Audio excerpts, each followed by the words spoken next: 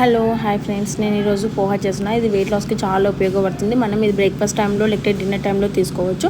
దానికి ముందు మనం ఒక కడాయి పెట్టి అందులో ఆయిల్ వేసి జీలకర్ర ఆవాలు పల్లీలు వేసి ఇట్లా బాగా వేయించుకోవాలన్నమాట. ఇట్లా బ్రౌన్ కలర్ వచ్చేంతకు వేయించుకోవాలి.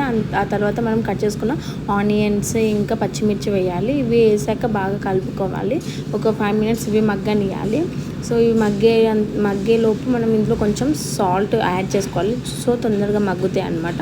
కొంచెం సాల్ట్ యాడ్ చేసుకొని ఒక 5 minutes ఉంచాలి. ఒక 5 minutes తర్వాత మనం ఇందులో పసుపు జింజర్ పేస్ట్ వేసి బాగా మళ్ళీ కలుపుకోవాలి. మనం బాగా కలుపుకున్న తర్వాత దీన్ని ఇంకొక 2 minutes అలా పక్కకు ఉంచుకోవాలి. మన ఇంట్లో కొత్తిమీర పుదీనా కరివేపాకు ఏది ఉంటే అది యూస్ చేసుకోవచ్చు. నాకు కలమాక్ కొత్తిమీర ఉంది, సో అవి నేను కలమాక్ వేసుకున్నాను.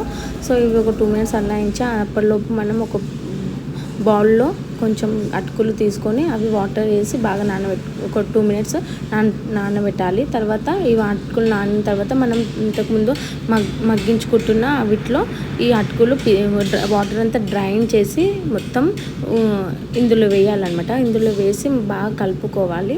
సో అలా కలుపుకోవడం వల్ల ఆ ఉన్న ఇంగ్రీడియంట్స్ మొత్తము అటుకులకు బాగా మిక్స్ అయ్యి మంచి పసుపు స్మెల్ లేకుండా పోతుంది. మంచిగా మిక్స్ అయ్యి ఒక 2 minutes లేకుంటే 5 minutes మనం చిన్న లో ఫ్లేమ్లో ఉంచుకోవాలన్నమాట.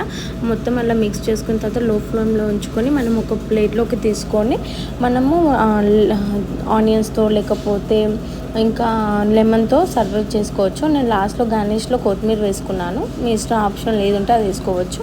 సో నేను వేసుకొని నిమ్మకాయ పిండుకొని తిన్నా, మీ ఇష్టం అది. Thank you. నచ్చితే లైక్ షేర్ సబ్స్క్రైబ్.